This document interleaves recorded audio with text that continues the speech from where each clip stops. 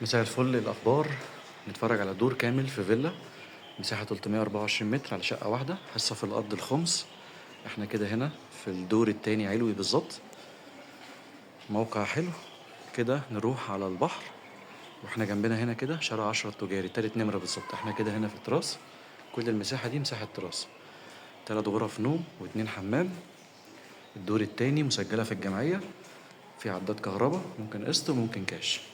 حصة في الأرض الخمس، يعني الفيلا كلها على بعضها 5 سكان، دور أرضي وأربع أدوار متكررة. طبعا هنا الباب من السلم بره، يعني احنا كده لما بنخش ندخل كده من الباب. طبعا بيقابلنا هنا في الأول على اليمين عندنا مطبخ وعندنا حمام ضيوف. دي كده مساحة المطبخ، وهنا ده حمام ضيوف. طبعا فاضل بقى طقم الصحي، يعني فاضل شوية حاجات. ده كده الريسبشن طبعا بالكامل، وهنا ممر التوزيع. مساحات بقى زي ما احنا شايفين.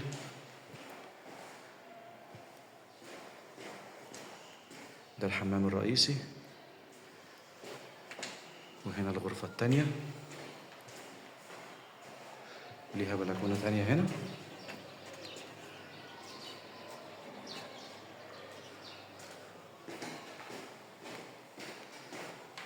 ودي الغرفة التالتة اللي هي بتطل على البلكونة اللي بره. احنا في ظهرنا هنا بالظبط كده في أرض فاضية ومخازن شركة المية.